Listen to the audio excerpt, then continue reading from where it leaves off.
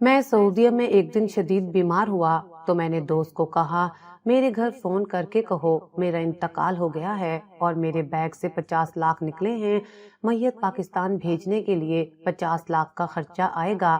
تب گھر والوں نے کہا آپ انہیں یہیں دفنا دیں اور پیسے ہمیں بھیج دیں۔ گھر والوں کی بات سن کر میرا دل تڑپ اٹھا۔ دوست نے کہا پیسے لینے کے لیے آپ کو یہاں آنا ہوگا۔ تب بھائی نے کہا آپ بھائی کو دفنا دیں، پیسے لینے کے لیے میں ماں کے ساتھ آ رہا ہوں۔ آنسوں سے میرا چہرہ بھیگ چکا تھا۔ جب بھائی اور ماں پیسے لینے آئے تو آج طبیعت خراب ہونے کی وجہ سے میں کرکٹ کھیل کر جلدی گھر آ گیا تھا اور اپنے کمرے میں لیٹا ہوا تھا جب مجھے اچانک دروازے پر دستک ہوئی اور میری ماں بھاگتی ہوئی دروازے پر گئی، لیکن پھر اچانک شور کی وجہ سے میں پریشان ہو گیا۔ یہ آواز کسی گنڈے ٹائپ آدمی کی لگ رہی تھی جو میری ماں سے بدتمیزی کے ساتھ بات کر رہا تھا اور اپنا قرضہ مانگ رہا تھا۔ پھر مجھے یاد آیا میرے باپ نے یہ گھر بناتے وقت اپنے ایک دوست جو کہ بدماش اور ڈان کے نام سے مشہور تھا اس سے کچھ قرضہ لیا تھا جو آج تک ہم لوگ نہیں اتار سکے تھے، جبکہ میرا بڑا بھائی پولیس میں رضاکار تھا مگر اس کی آمدنی اتنی تھی کہ صرف گھر کا خرچہ ہی پورا ہوتا تھا۔ میں چپ کر کے لیٹا رہا کیونکہ یہ آدمی ہر بار یوں ہی آتا اور جب ہم قرضہ نہ دیتے تو وہ ایسے ہی ہمیں باتیں سنا کر چلا جاتا، لیکن آج اس کی بات سن کر میرا دماغ خراب ہو گیا تھا جب وہ بولا اگر میرا قرضہ نہیں دے سکتے تو اپنی بیٹی کی شادی میرے ساتھ کر دو، میں سارا قرضہ معاف کر دوں گا۔ میں ایک دم سے چارپائی سے اٹھا اور باہر کی طرف بھاگا۔ میرا دل کیا اس گھٹیا انسان کا منہ توڑ دوں، لیکن میں جیسے ہی اس کا گریبان پکڑنے لگا تو اس کے ساتھ آئے کچھ آدمیوں نے مجھے پکڑ لیا۔ اس کے آدمی میرا ارادہ بھانپ چکے تھے کہ میں اس پر حملہ کرنے والا ہوں، اس لیے انہوں نے مجھے مضبوطی سے پکڑا ہوا تھا۔ میں چیخ کر بولا یہ کیا کہہ رہے ہو، تم نے اپنی عمر دیکھی ہے؟ میں نے غصے سے اسے کہا اور پھر اپنی بہن کی طرف دیکھا جو 28 سال کی ہو چکی تھی مگر غربت کی وجہ سے ہمارے گھر میں کوئی رشتہ لے کر نہیں آتا تھا۔ وہ گھر میں یوں ہی بوڑھی ہو رہی تھی لیکن میں اس کی شادی اس سے دگنی عمر کے آدمی کے ساتھ ہرگز نہیں کروا سکتا تھا۔ میں اتنا خود غرض نہیں تھا، میں ساری زندگی اسے گھر تو بٹھا سکتا تھا مگر ایسا جیون ساتھی نہیں دے سکتا تھا جس پر وہ ساری زندگی پچھتاتی رہے۔ بڑے بھائی نے گھر کے کچھ فیصلے مجھے سونپ رکھے تھے اور میرا فرض بنتا تھا کہ اپنی بہنوں کے متعلق میں بہترین فیصلے کروں۔ اتنا تو مجھے بھی معلوم تھا کہ میں اپنے بھائی کا فیصلہ بدل سکتا ہوں اگر وہ چاہے بھی صحیح، تو میں اس آدمی کی شادی اپنی بہن سے نہیں ہونے دوں گا۔ مرد کی عمر نہیں اس کا پیسہ دیکھا جاتا ہے لڑکے، وہ آدمی یکدم غصہ ہوتے ہوئے بولا تو میں ڈرے بغیر اس کی آنکھوں میں دیکھنے لگا۔ اماں دوڑ کر باہر آ گئی تھی۔ میری بہن چائے کی ٹرے ٹیبل پر رکھ کر میری طرف بڑھی، نصرت اندر آ جاؤ اور جب تک کہ میں نہ کہوں باہر مت آنا۔ میں نے اپنے سے 7-8 برس بڑی بہن کو کہا تو وہ اندر چلی گئی۔ اماں مجھے چپ رہنے کو بول رہی تھی جبکہ میرا بس نہیں چل رہا تھا کہ اس آدمی کا کام تمام کر دوں۔ پیسے کے بدلے میں اپنی بہن نہیں بیچوں گا، بہتر ہے کہ تم یہاں سے چلے جاؤ، ہم بہت جلد تمہیں تمہارے پیسے لوٹا دیں گے۔ یہ کہتے ہی میں نے اسے جانے کو کہا تو وہ آدمی غصے سے مجھے گھورنے لگا۔ تم بہت برے طریقے سے پچھتاؤ گے، تم نے مجھ سے دشمنی مول لی ہے، ساری زندگی اس بات پر روتے رہو گے۔ میں نے تمہیں وہ زندگی دینی چاہی جو کسی کا خواب تھی مگر تم نے ٹھکرا کر بہت بڑی غلطی کر دی ہے۔ وہ یہ کہتے ہوئے غصے سے گیٹ سے نکل گیا۔ اس کے آدمیوں نے مجھے بہت سمجھایا مگر میں ماننے کو تیار نہیں تھا۔ کمرے میں داخل ہوا تو بہن زاروں قطار رو رہی تھی۔ میں نے اس کے سر پر ہاتھ رکھا اور کہا کہ تم فکر نہ کرو، تمہیں کچھ نہیں ہوگا، اور اس آدمی کی ہمت تو دیکھو، میرے باپ کی عمر کا ہو کر بہن کے لیے رشتہ لا رہا ہے، میں اسے چھوڑوں گا نہیں۔ یہ سننے کی دیر تھی کہ اماں نے آگے بڑھ کر ایک تھپڑ میرے منہ پر دے مارا۔ کب تک بہن کو یوں ہی گھر میں بٹھائے رکھو گے؟ اس کی عمر کی لڑکیاں 2 بچوں کی مائیں بن چکی ہیں، اب اس کے لیے اسی طرح کے رشتے ہی آئیں گے، کم از کم وہاں اسے سکون بھری زندگی تو میسر ہوگی۔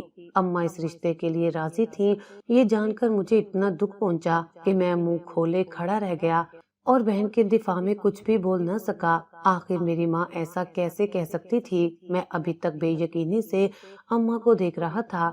آپا کیا تمہیں یہ رشتہ قبول ہے؟ میں نے غصے سے پوچھا تو آپا نے نفی میں سر ہلایا۔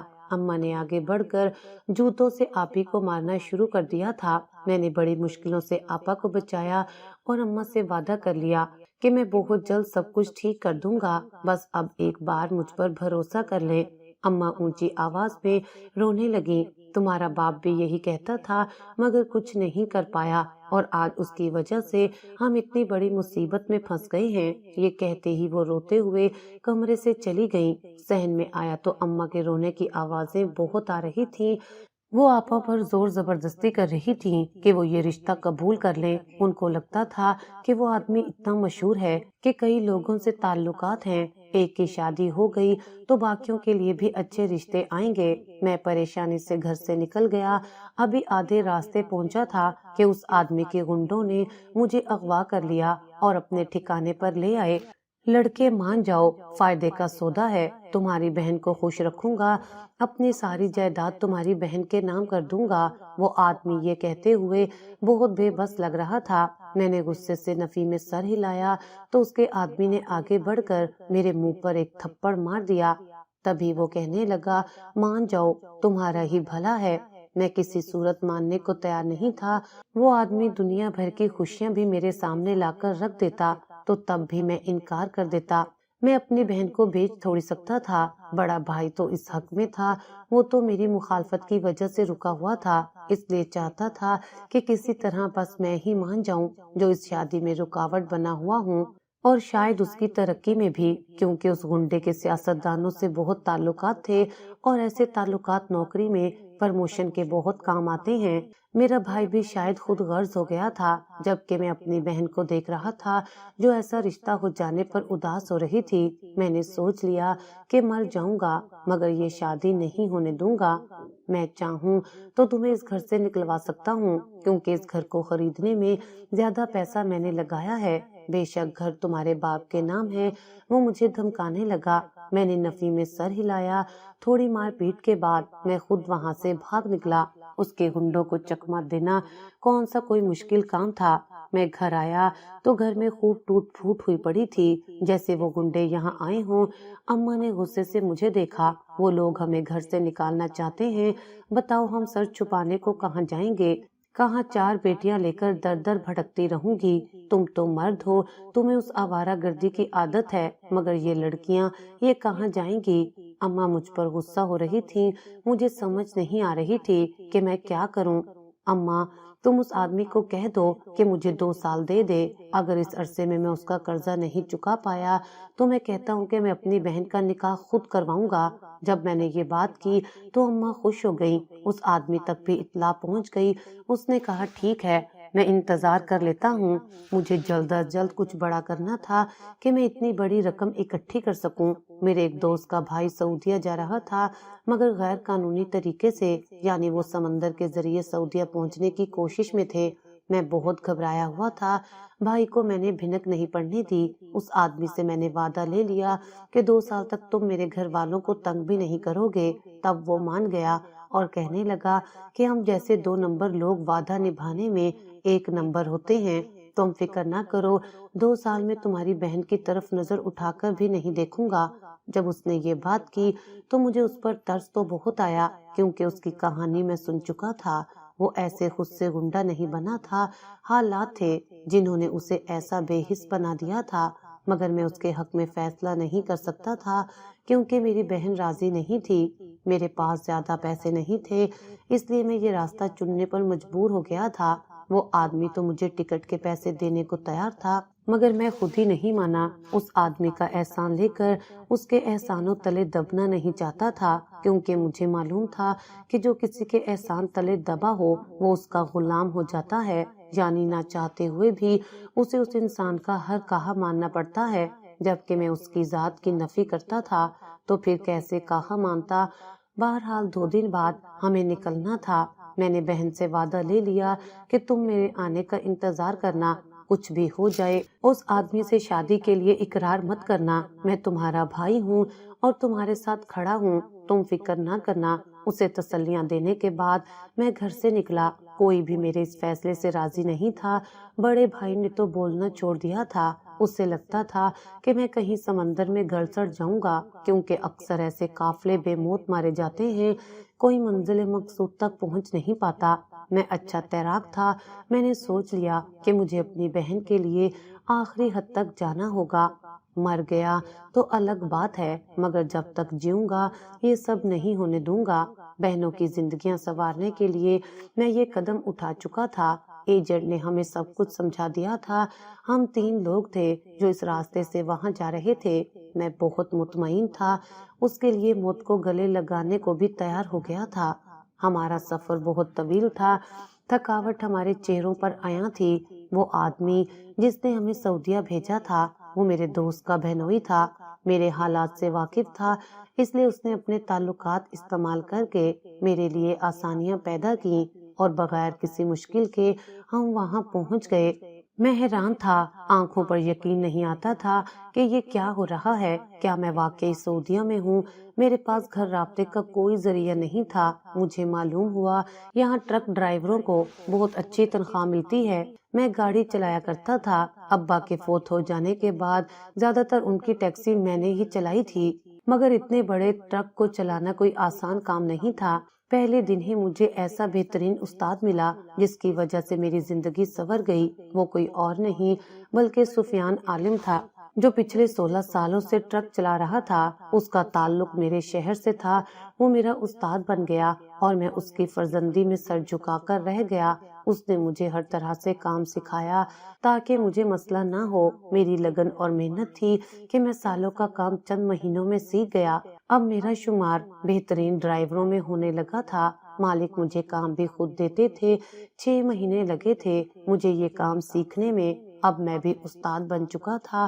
جب بھی میرے استاد سفیان عالم مجھے دیکھتے تو خوب دعائیں دیتے۔ میں ان کی خدمت بھی خوب کرتا تھا۔ رات کو تھکے ہارے جب وہ واپس آتے تو گھنٹوں بیٹھ کر ان کی ٹانگیں دباتا تھا۔ میں نے انہیں اپنے باپ کی جگہ دے دی تھی۔ ان کی کہانی بھی مجھ سے ملتی جلتی تھی۔ بہنوں کی شادیاں کرنی تھی، اس لیے اتنی دور وہ ان کا مستقبل سنوارنے کے لیے چلے آئے تھے۔ اب سالوں سے پیسہ بھیج رہے تھے۔ گھر والوں کو ان سے کوئی غرض نہیں تھی، بس انہیں اس پیسے سے فرق پڑتا تھا جو مسلسل آ رہے تھے۔ وہ آدمی اپنے پاس چند ریال بھی نہیں رکھتا تھا۔ مجھے کبھی کبھی بہت حیرانی ہوتی تھی کہ وہ شخص آخر ہے کیا؟ محبت سے گوندا ہوا وہ شخص لوگوں کے لیے بے معنی تھا، ان کے گھر والوں کے لیے صرف اہمیت رکھتا تھا تو وہ پیسہ جو وہ بھجواتا تھا میں نے کبھی نہیں دیکھا کہ ان کے گھر سے پیسے کے علاوہ بھی کال آئی ہو۔ 6 مہینے ہو گئے تھے، مجھے تو اب ڈر لگنے لگا تھا کہ کہیں میرے گھر والوں نے مجھے مرا ہوا ہی تصور نہ کر لیا ہو۔ اس لیے استاد جی کے سمجھانے پر میں نے گھر کال کی۔ بہن نے فون اٹھایا تو رونے لگی، مجھ سے پوچھا کہ میں زندہ سلامت تو ہوں نا؟ کہنے لگی اماں بہت یاد کرتی ہے، لو ان سے بات کرو۔ ابھی میں آپا سے کچھ پوچھ بھی نہیں پایا تھا کہ فون اماں کی طرف آ گیا۔ اماں رونے لگی اور کہنے لگی کہ لوٹ آؤ، ہم تمہاری بہن کی شادی اس گنڈے سے نہیں کریں گے، لیکن میں مزید تمہاری جدائی نہیں سہ سکتی۔ تمہارا بھائی تو اپنی نوکری میں ایسا غرق ہو گیا ہے کہ گھر کس وقت آتا ہے ہمیں معلوم نہیں۔ میں تو اس کی شکل دیکھنے کو ترس گئی ہوں۔ جب اماں نے یہ بات کی تو مجھے حیرانی ہوئی۔ میں نے بھائی سے رابطہ کرنے کی سوچی کیونکہ میں نے کچھ رقم اکٹھی کر لی تھی اور پاکستان بھیجنا چاہتا تھا۔ پاکستانی 1 لاکھ روپے تھے۔ جب میں نے بھجوائے تو اماں نے خوب دعائیں دیں۔ بھائی نے وہی پیسے اماں کو تھما دیے تھے۔ میں نے اماں سے اگلے روز پوچھا کہ بھائی نے کتنے پیسے دیے ہیں تو وہ کہنے لگی کہ یہی کوئی 60,000 ہے۔ میں حیران ہوا کہ میں نے تو زیادہ بھجوائے تھے۔ تب میں نے سوچ لیا کہ اماں کو علیحدہ سے بھجوایا کروں گا، بھائی کا کوئی اعتبار نہیں ہے۔ اب تو میری تنخواہ بھی بڑھا دی گئی تھی۔ سفیان عالم کی صحبت میں رہتے ہوئے نہ جانے میں کب اپنی ذات سے اتنا غافل ہو گیا کہ میں خود پر خرچ کرنے کی بجائے گھر پیسے بھجوانے لگا۔ کسی طرح میری بہنوں کی شادیاں ہو جائیں اور ان کی زندگیاں سنور جائیں۔ سوچ لیا کہ جیسے ہی کاروبار کا پیسہ اکٹھا ہوگا واپس پاکستان چلا جاؤں گا۔ ابھی مجھے یہاں آئے 15-16 مہینے ہوئے تھے جب مجھے اپنے گھر والوں کا رویہ عجیب لگنے لگا۔ پیسے نہ بھجوانے پر بھائی کبھی ڈانٹ دیتا تو اماں تو کال ہی کٹ کر دیتی تھی۔ مجھے احساس ہوا کہ اب وہ لوگ میرے پیسوں سے پیار کرتے ہیں، مجھ سے نہیں۔ کتنے مہینے ہو گئے تھے کسی نے میرا حال احوال نہیں پوچھا تھا، سب کو پیسوں کی فکر تھی۔ اماں فون کرتی کہ بہن کے جہیز میں فلاں چیز رہ گئی ہے، اتنے پیسے بھجوا دو۔ بھائی فون کرتا تو اس کا بھی یہی رونا ہوتا کہ اس بار تنخواہ جلدی استعمال ہو گئی ہے، تم مجھے کچھ پیسے بھجوا دو، میں بہت مشکل میں ہوں۔ غرض میں ان کے ان مسئلوں میں پھنس کر رہ گیا تھا۔ اب وہ مجھے فون کرتے تو بس پیسوں کی بات کرتے۔ دھیرے دھیرے میں ان سب سے اکتانے لگا تھا۔ میں نے گھر فون کرنا چھوڑ دیا۔ میں نے جو ذمہ داری لی تھی اسے نبھانا اتنا آسان نہیں تھا۔ چند مہینے رہ گئے تھے، بڑی بہن کی شادی کی تیاریاں مکمل ہو چکی تھی۔ اس کی شادی ایک بینک مینیجر سے ہو رہی تھی جو اس سے عمر میں 6 برس بڑا تھا۔ زیادہ فرق نہیں تھا۔ لڑکے کی 4 بہنیں تھیں۔ وہ ان کی شادی کے انتظار میں اب تک کما رہا تھا۔ جب ان کی شادیاں ہو گئیں تو اب اس کے سر پر سہرا سجایا جا رہا تھا۔ ان کا تعلق غیر خاندان سے تھا۔ میں بہن کی شادی میں آنا تو چاہتا تھا مگر آ نہیں پایا اور پیسے بھجوا دیے۔ اب تو میرے پاس بھی کچھ باقی نہیں رہا تھا۔ بھائی کا فون آیا۔ میں نے اسے سب سچ بتا دیا کہ ایک چھوٹا سا ایکسیڈنٹ ہوا ہے اور میں آج کل کام پر نہیں جا رہا، میرے پاس پھوٹی کوڑی نہیں ہے۔ الٹا میں نے اسے کہہ دیا کہ کچھ پیسے تم مجھے بھجوا دو۔ جب میں نے یہ بات کی تو بھائی نے سگنل کا بہانہ کر کے کال کٹ کر دی۔ اس لمحے مجھے صحیح معنوں میں احساس ہوا کہ میں اپنے گھر والوں کے لیے کیا ہوں۔ مجھے اتنا دکھ ہوا کہ سارا دن اداس ہو کر بستر پر پڑا رہا۔ اماں کی کال آئی، میں نے اٹھائی نہیں، جانتا تھا کہ وہ کیا کہنے والی ہیں۔ 2 دن بعد بہن کی شادی تھی۔ میں نے انہیں شادی سادگی سے کرنے کو بولا تھا مگر ماؤں کا بس نہیں چلتا کہ وہ بیٹیوں کو ایک ایک چیز خرید کر دے، اور اماں نے بھی یہی کیا تھا۔ پیسہ آتے ہی ان کے ہاتھ کھل گئے تھے۔ نہ صرف انہوں نے گھر کا حلیہ درست کیا تھا بلکہ بہن کے جہیز کے لیے بھی بہت کچھ اکٹھا کر لیا۔ یوں میں نے اپنا وعدہ پورا کر دیا۔ میری بہن کی شادی اچھے گھرانے میں ہو گئی۔ کچھ عرصے بعد میری بڑی بہن منجلی کے لیے رشتہ لے آئی۔ وہ اس کے شوہر کا چچا زاد بھائی تھا، اچھا کما رہا تھا، ہمیں کیا اعتراض ہو سکتا تھا۔ انہوں نے بھی 1 مہینے کے اندر اندر شادی کی ڈیٹ مانگی تو ہم سب کے ہاتھ پاؤں پھول گئے۔ اب میں اوور ڈیوٹی کرنے لگا تھا، مجھے جلد از جلد پیسہ جمع کرنا تھا۔ میں نے 6 مہینے کا وقت مانگا تھا، بس مجھے کسی طرح پیسے بھجوانے تھے۔ ان دنوں استاد صاحب نے میری خوب مدد کی۔ انہوں نے کچھ سیونگ کر رکھی تھی، وہ سب میرے حوالے کر دی۔ میں نے وقت پر دونوں بہنوں کی شادیاں کر دی۔ بہت خوش تھا کہ فرض پورا کر دیا، لیکن اب تھک چکا تھا اور پاکستان واپس جانا چاہتا تھا۔ مگر میری 2 بہنیں رہتی تھیں جو جڑواں تھیں اور دونوں کی عمر 18 برس تھی۔ حال میں ہی انہوں نے انٹر کے پیپر دیے تھے اور آگے پڑھنا چاہتی تھیں، مگر میں نے اماں کو کہہ دیا تھا کہ وقت پر ان کی شادی کر دو۔ اماں نے رشتے تلاش کرنا شروع کر دیے۔ مجھے یہاں آئے ہوئے تقریباً 2 سال سے بھی زیادہ وقت گزر چکا تھا۔ گھر والے صرف پیسوں کے لیے فون کرتے تھے۔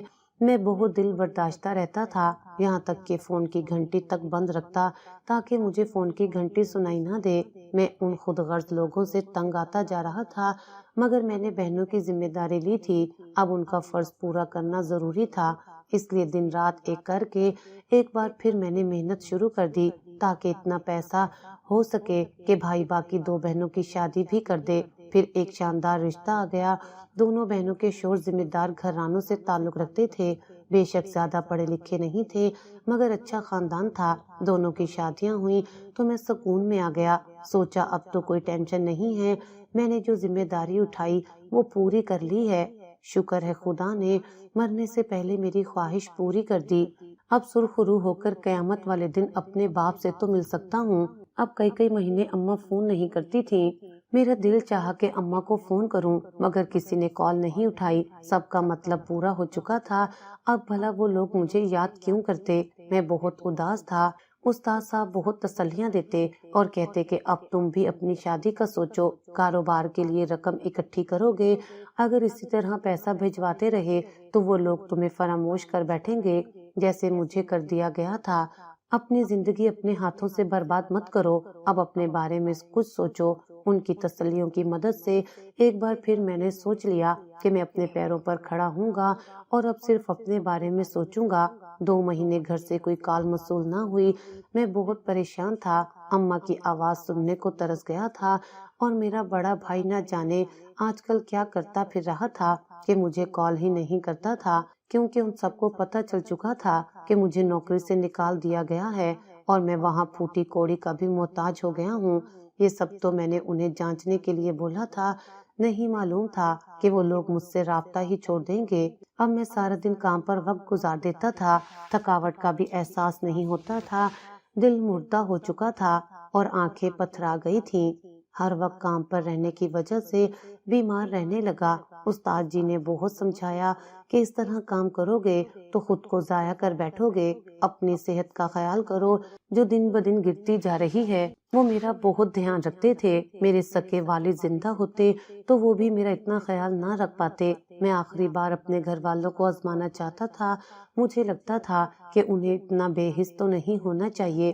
یہاں پیسے دیکھ کر میں نے اپنے کاغذات وغیرہ مکمل کروا دیے تھے، اب میں جہاز کے ذریعے بھی جا سکتا تھا کیونکہ میرے دوست ابرار کے بہنوئی اکرم سے جان پہچان ہو چکی تھی۔ وہ تو اب میرا ساتھ دینے کو تیار تھا۔ میں چاہتا تو سمندری راستے سے بھی گھر واپس جا سکتا تھا، مگر میں خاموش رہا۔ میرے کانٹریکٹ کی مدت پوری ہو چکی تھی اور اگلے مہینے دوبارہ شروع ہونے والا تھا۔ میں سوچ میں تھا کہ واپس چلا جاؤں یا ہمیشہ کے لیے یہیں رہ جاؤں، کیونکہ گھر والوں کا رویہ مجھے بہت زیادہ پریشان کر رہا تھا۔ وہ لوگ مجھے بھول چکے تھے۔ میں نے ایک روز بھائی کو فون کیا اور کہا کہ میری نوکری بحال ہو چکی ہے، تب وہ خوش ہو گیا، سب سے میری بات کروائی۔ بہنیں اپنی زندگیوں میں مصروف ہو چکی تھیں، لیکن ایک دردناک خبر میرا انتظار کر رہی تھی اور وہ تھی میری بڑی بہن شگفتہ کی طلاق کی خبر۔ دراصل اس کے شوہر نے اسے یہ کہہ کر چھوڑ دیا تھا کہ وہ بانجھ ہے۔ یہ خبر جان کر میں افسردہ ہو گیا۔ اماں روتی رہی، باجی کو تو جیسے چپ لگ گئی تھی، وہ بہت اداس خلا کو گھورتی رہتی۔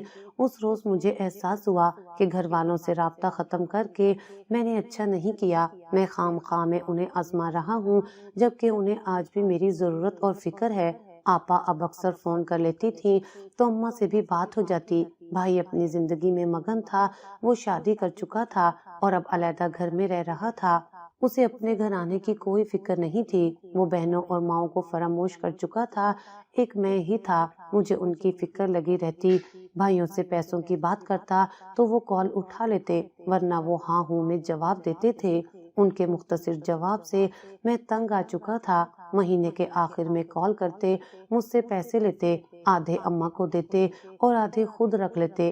میں بہن کی وجہ سے مجبور تھا کہ جس کی ذمہ داری میں نے لی تھی، یہاں آئے ہوئے 3 سال سے زیادہ ہو چکے تھے، ٹھان لی تھی کہ اب کے مہینے تو واپس چلا جاؤں گا، مگر اب اتنی رقم اکٹھی ہو چکی تھی کہ اپنا کاروبار شروع کر سکوں۔ میں ایک آخری بار اپنے گھر والوں کو آزمانا چاہتا تھا اور آج کل انہی سوچوں میں رہتا تھا کہ میں کیسے انہیں آزماؤں، کیونکہ جب سے بھائی کو پتہ چلا تھا کہ میری نوکری بحال ہو چکی ہے، ان کا رویہ بدلنے لگا تھا۔ اب وہ خود سے بھی کبھی کبھی مجھے کال کر لیتے تھے۔ میں جانتا تھا کہ ان کا مقصد پیسے کے علاوہ کچھ بھی نہیں، مگر میں ان کے فریب میں آ جاتا اور سوچتا کہ وہ بھی مجھ سے محبت کرتے ہیں۔ جیسے میں ان کی کال کا انتظار کرتا ہوں، ویسے وہ بھی مجھ سے بات کرنے کو بے تاب ہوتے ہوں گے۔ پھر ایک روز معلوم ہوا کہ ہمارے گھر میں ڈاکہ پڑا ہے اور سب چوری ہو گیا ہے۔ اماں اور بہن سے آج کل بات نہیں ہوتی تھی، بھائی کبھی جاتا تو بات کروا دیتا۔ ایک روز میں نے بھائی کو کہا کہ میں نے کچھ پیسے بھجوانے ہیں، تو وہ خوش ہو گیا۔ اس نے مجھ سے بہت اچھے سے بات کی۔ تب استاد جی ساتھ بیٹھے تھے، مسکرانے لگے، کہنے لگے کتنی عجیب بات ہے نا، تاریخ پھر سے خود کو دہرا رہی ہے۔ پہلے سفیان عالم تھا اور اب دیکھو ظفر کا بیٹا احمد ہے، لیکن کہانی وہی ہے، کردار بھی وہی ہیں۔ وہ کبھی کبھی ایسی افسانوی باتیں کرتے تھے، میں حیران رہ گیا۔ تبھی وہ کہنے لگے، تم ٹھیک کہتے تھے، تمہیں ایک بار اپنے گھر والوں کو آزمانا چاہیے۔ وہ اکثر بہکی بہکی باتیں کر دیتے تھے۔ جب انہوں نے یہ بات کی، میں نے انہیں اپنے بھائی کا نمبر دیا اور کہا کہ میرے بھائی کو فون کریں اور کہیں کہ تمہارا بھائی کام کرتے وقت انتقال کر گیا ہے، 20 لاکھ روپے بھجوا دو تو ہم اس کی میت تمہارے حوالے کر دیں۔ پہلے تو سفیان عالم ایسی بات کہنے کو تیار نہیں تھے، وہ آزمانا تو چاہتے تھے، مگر اس طرح میری موت کے تصور سے نہیں۔ میں نے بتایا تو ہے کہ وہ مجھ سے ایک باپ کی طرح محبت کرتے تھے۔ بہنوں کی شادیوں کے بعد کبھی انہیں اپنی زندگی سنوارنے کا خیال نہیں آیا۔ جب بھی انہوں نے گھر بات کی، ہر بار انہیں جھڑک دیا گیا کہ پہلے بہنوں کے بارے میں سوچنا، پھر جو تم اپنے بارے میں فیصلہ کرو ہمیں قبول ہوگا۔ بہنوں کی شادیوں کے بعد ماں مر گئی تو کسی کو سفیان عالم کا خیال نہیں آیا اور وہ مجھے ایسے انجام سے بچانا چاہتے تھے۔ غرض کسی طرح میں نے انہیں منا لیا اور وہ مان بھی گئے۔ ہم نے سوچ لیا کہ کل ہی ہم میرے بھائی کو کال کر دیں گے۔ وہ جو میری کال کا منتظر تھا کہ میں نے پیسے بھجوانے ہیں، اسے بہت بڑا جھٹکا لگنے والا تھا۔ استاد صاحب میرے سامنے بیٹھے تھے، انہوں نے میرے بھائی کو کال ملائی، کہنے لگے کہ تمہارے بھائی کا انتقال ہو چکا ہے، اس کی میت چاہیے تو اتنے پیسے بھجوا دو۔ یہ سنتے ہی میرے بھائی نے کال کٹ کر دی۔ ایسے موقع پر جس شخص سے مجھے ہمدردی کی امید تھی وہ کال کٹ کر چکا تھا۔ مجھے ایک اور نمبر بھی یاد تھا جسے میں آزمانا چاہتا تھا۔ فون نمبر کسی اور کا نہیں، اسی گنڈے کا تھا جو میری بہن سے شادی کا خواہش مند تھا۔ اس سے پہلے کہ ہم اسے کال ملاتے، میرے بھائی کی دوبارہ کال آنے لگی۔ وہ کہہ رہا تھا کہ دوبارہ اسے کال نہ کی جائے، وہ کسی احمد ظفر کو نہیں جانتا۔ یہ سن کر میری رہی سہی امید ختم ہو گئی۔ میرا بھائی میرے بارے میں ایسا کیسے کہہ سکتا تھا؟ اب تک اسی نمبر سے اس کے پاس پیسے جاتے رہے تھے اور اب وہ اس نمبر کو پہچاننے سے انکار کر رہا تھا۔ میں نے بہن سے رابطہ کرنا چاہا مگر بعد میں یاد آیا اس کا تو موبائل ہی چوری ہو چکا ہے۔ کوئی اتنے پیسے دینے کو تیار نہیں تھا، خاموش ہو گیا، مجھے چھوڑ دیا تھا۔ مجھے میری بہن شگفتہ سے امید تھی وہ بہت روئے گی کیونکہ میں نے اس کی زندگی سنوارنے کے لیے ہی پردیس چنا تھا، مگر اس سے رابطہ نہیں ہو پا رہا تھا۔ میں ٹوٹ چکا تھا، کچھ اٹھ کر بیٹھنے کے قابل ہوا۔ پھر میں نے جمال احمد کو کال ملائی، وہ جس سے میں اپنی بہن کی شادی نہیں کروانا چاہتا تھا۔ پاکستانیوں کے جتنے نمبر میرے پاس تھے میں نے سب کو آزمایا تھا اور سبھی کے رویوں نے مجھے جیتے جی مارا تھا۔ بس یہ آخری نمبر رہتا تھا۔ جمال احمد نے پہلی رنگ پر ہی کال اٹھا لی اور گھبرا کر پوچھا، لڑکے تم ٹھیک تو ہو نا؟ میں کافی عرصے سے دیکھ رہا تھا تمہارا تو کوئی سٹیٹس شو نہیں ہوتا۔ مجھے بہت گھبراہٹ ہو رہی تھی۔ بے شک تم مجھ سے نفرت کرتے ہو مگر تمہارا باپ اور میں ایک عرصہ دوست رہے تھے، یوں سمجھ لو کہ تم مجھے میرے بیٹوں کی طرح عزیز ہو۔ وہ بغیر میرے کچھ بولے خود سے بولنے لگا تو میں نے سفیان عالم کی طرف دیکھا، وہ مسکرا اٹھے۔ تبھی وہ چہرے کے تاثرات کو سرد کرتے ہوئے بولے، آپ کا نمبر احمد کے موبائل میں سیو تھا، وہ اس دنیا میں نہیں رہا، اس کے گھر والوں نے تو میت قبول نہیں کی، کہہ رہے ہیں یہیں دفنا دیں، آپ پیسے بھجوائیں تو ہم اس کی میت بھجوا دیتے ہیں ورنہ ہم یہیں دفنا دیں گے۔ جب استاد صاحب نے یہ بات کی تو جمال احمد زاروں قطار رونے لگا، کہنے لگا کہ یہ تم کیا کہہ رہے ہو، وہ کیسے مر سکتا ہے؟ ابھی 6 دن پہلے تو میری اس سے بات ہوئی ہے، وہ بالکل ٹھیک تھا، اسے کیا ہوا ہے؟ میں سعودی آ رہا ہوں، تم مجھ سے ملو، میت میں خود ریسیو کروں گا، دیکھو اسے کوئی تکلیف نہیں ہونی چاہیے، بڑا پیارا لڑکا تھا۔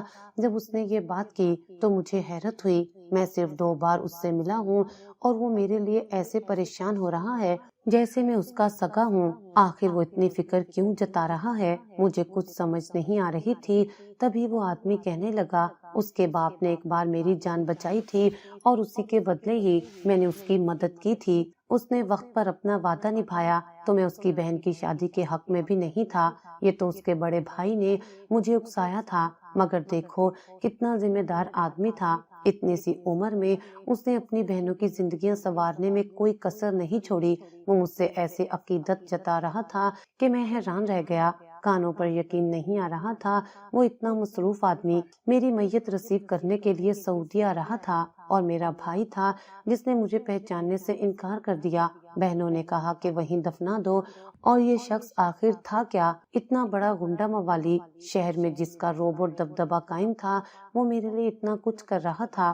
میں حیران تھا یا یوں کہہ لیں شوق میں تھا، سمجھ نہیں آ رہی تھی کہ اس شخص کا احسان کیسے چکاؤں گا جو اس مشکل وقت میں مجھے سنبھالنے کی ذمہ داری لے چکا تھا۔ میں روتا رہا، وہ آدمی کال کٹ کر گیا۔ استاد جی مجھے سمجھاتے رہے، میرے اپنوں نے میرا یہ حال کیا تھا اور جس شخص کو میں نیچا دکھانا چاہتا تھا وہ آج میری نظروں میں اتنا معتبر ہو گیا تھا کہ اس کا رتبہ کہیں بہت اونچا پہنچ چکا تھا جہاں تک میں کبھی بھی رسائی نہیں کر سکتا تھا۔ میں نے استاد جی کو مجبور کیا ایک بار پھر میرے بھائی کو کال کی جائے، اب تک میں نے اسے لاکھوں روپے بھجوائے تھے، کیا پتا اس میں ذرا سی محبت جاگ جائے۔ تبھی استاد جی نے دوبارہ کال کی، میرے بھائی نے وہ نمبر ہی بلاک کر دیا۔ میں ساری رات بھائی کو کالیں ملاتا رہا مگر اس نے ایک بھی نہیں اٹھائی۔ میں اسے بتانا چاہتا تھا کہ میں واپس آ رہا ہوں اور زندہ ہوں، یہ تو میں بس اسے آزما رہا تھا۔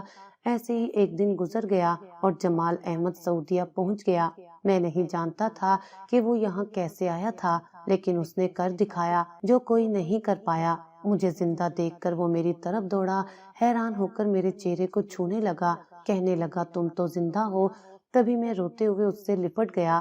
دیکھا تو وہ شخص خاصا بدل چکا تھا، اس کا وزن بہت کم ہو گیا تھا اور وہ اچھا خاصا جاذب نظر لگ رہا تھا۔ اس نے خود کو بدل لیا تھا۔ میں نے اس سے کہا میں تو صرف آپ کو آزما رہا تھا اور آپ میرے لیے اتنی دور چلے آئے۔ تبھی وہ کہنے لگا میں تمہیں پہلے بھی اپنی کہانی سنا چکا ہوں، کوئی بھی گنڈا بچپن سے گنڈا نہیں ہوتا، یہ حالات ہوتے ہیں جو اسے ایسے موڑ پر لے آتے ہیں کہ لوگوں کی نظروں میں وہ گر جاتے ہیں۔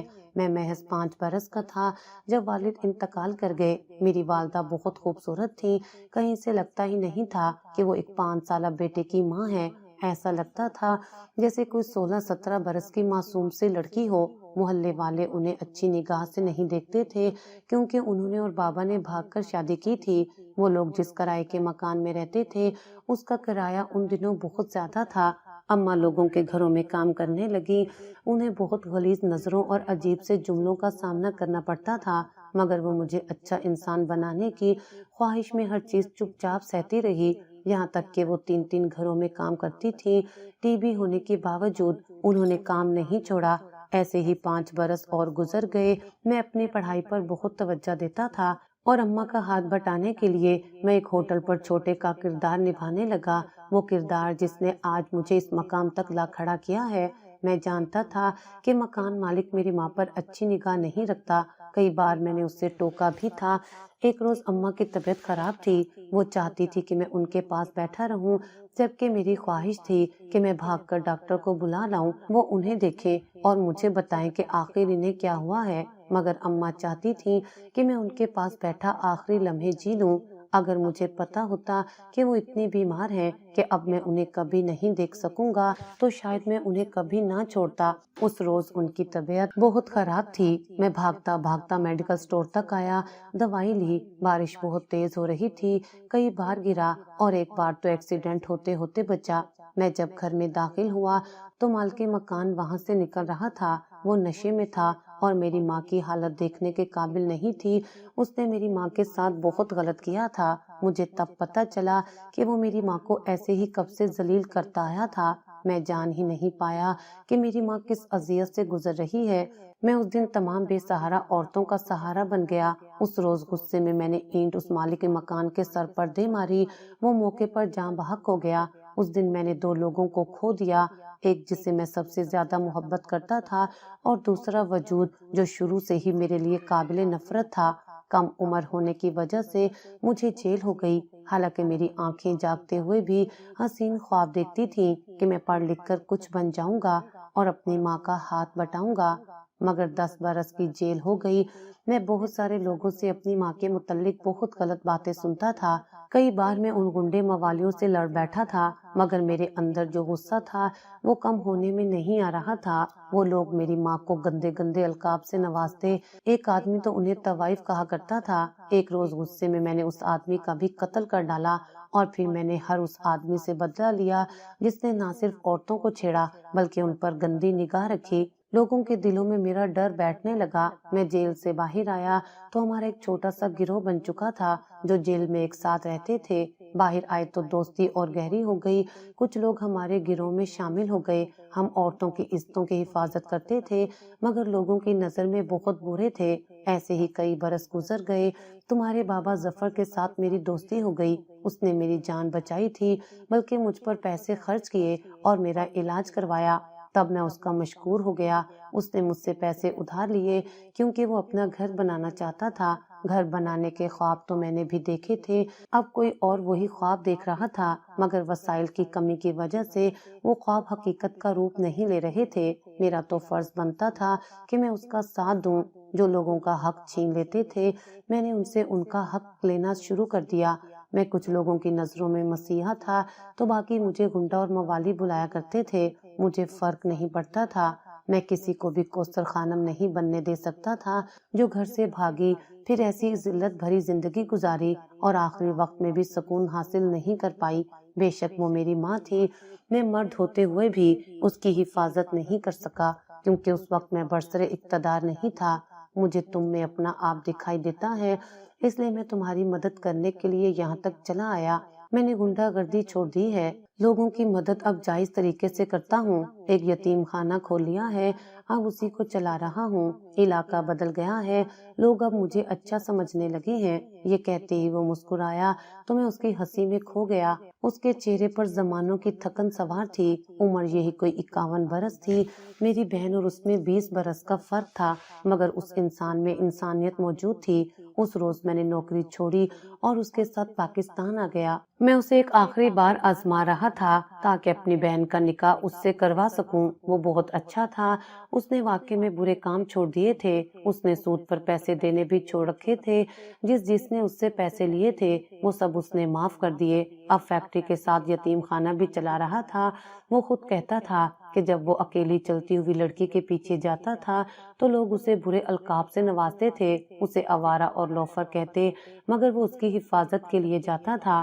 ہر تصویر کے دو رخ ہوتے ہیں، لوگوں نے وہ رخ دیکھا جس میں جمال احمد نامی وہ شخص برا ثابت ہوا، مگر اب دوسرا رخ دیکھ کر مجھے احساس ہو رہا تھا کہ میں کتنا غلط شخص ہوں۔ میں نے اس پر احساس کیا ہے۔ یہاں پاکستان آئے ہوئے مجھے 8 مہینے ہو چکے ہیں، مگر میں نے اس شخص میں کوئی برائی نہیں دیکھی۔ اب مجھ میں اتنی ہمت بھی نہیں کہ میں اسے کہوں کہ میری بہن سے شادی کر لو۔ ایک روز دل چاہا گھر لوٹ جاؤں، یہاں آیا تو معلوم ہوا میری بہن ٹیوشن پڑھا کر اخراجات پورے کر رہی تھی، باقی بہنیں اپنے گھروں میں خوش اور آباد تھیں۔ بڑا بھائی اب انسپیکٹر کے عہدے تک جا پہنچا تھا اور خاص مجھے دیکھتے ہی حیران رہ گیا کیونکہ اسے آزمانے سے پہلے میں نے اسے 2 لاکھ روپے بھجوائے تھے۔ اسے اس بات کا ڈر تھا کہ کہیں میں اس سے مانگ لوں۔ سب کے دوہرے رویے میرے سامنے آ چکے تھے، بس ایک بڑی بہن کی عزت میرے دل میں باقی رہ گئی تھی۔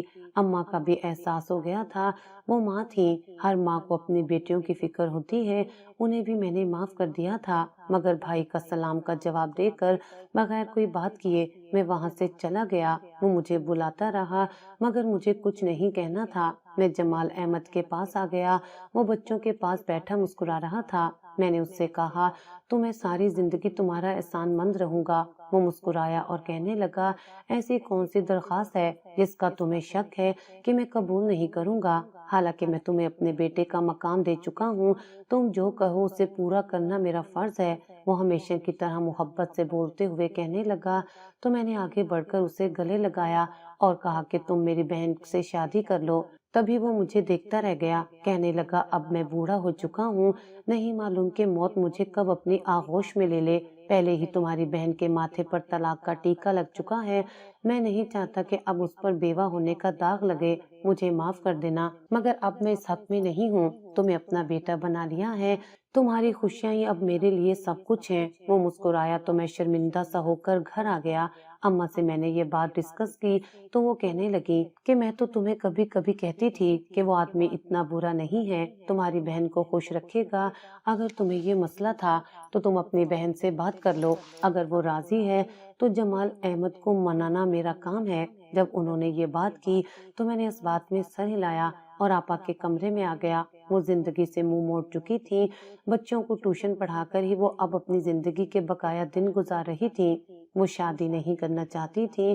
میں نے انہیں بہت سمجھایا کہ کب تک اس طرح زندگی گزارتی رہو گی، بہتر ہے شادی کر کے گھر بسا لو، وہ شخص تمہیں خوش رکھے گا، اس بات کی گارنٹی تمہیں میں دیتا ہوں۔ کافی عرصہ میں ان دونوں کو مناتا رہا، یہاں تک کہ آپا نے رضامندی دے دی۔ جمال احمد بھی اختلاف کرنا چھوڑ چکا تھا، یعنی وہ بھی راضی تھا۔ میں خوش ہو گیا، وہ شخص سچ میں ہیرا تھا جسے میں نے اپنی نادانی میں گوا دیا۔ بالآخر وہ دن بھی آ گیا جب میری بہن کا نکاح جمال احمد سے ہو گیا۔ اس نے میری بہن کے نام فیکٹری کرنا چاہی تو میری بہن نے منع کر دیا۔ وہ دونوں اچھی خوشحال زندگی گزار رہے ہیں، میری بہن ایک بچے کی ماں بن چکی ہے، جمال احمد کو پا کر وہ پھر سے جی اٹھی ہے۔ میری بہن کا پہلا شوہر ملا تو معلوم ہوا کہ وہ باپ بننے کی صلاحیت نہیں رکھتا تھا، اس نے جھوٹ بولا تھا کہ میری بہن بانجھ ہے، اس نے 3 شادیاں کر لی مگر بچہ ایک سے بھی نہیں ہوا۔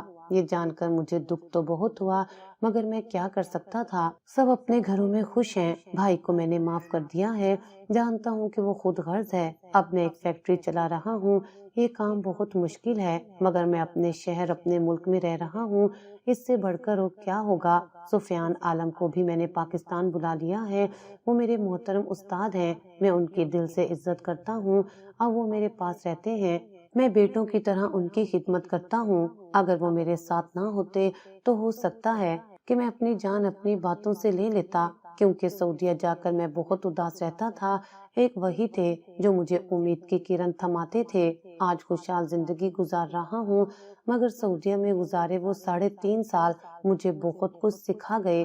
ہماری زندگی میں بہت سے مشکلات آتی ہیں، بظاہر لوگ جو برے دکھتے ہیں حقیقت میں وہ برے نہیں ہوتے، کبھی کبھی وہی ہمارے لیے آخری سہارا بن جاتے ہیں اور ہم ساری زندگی ان کے ساتھ کیے جانے والے برے سلوک پر پچھتاتے رہتے ہیں۔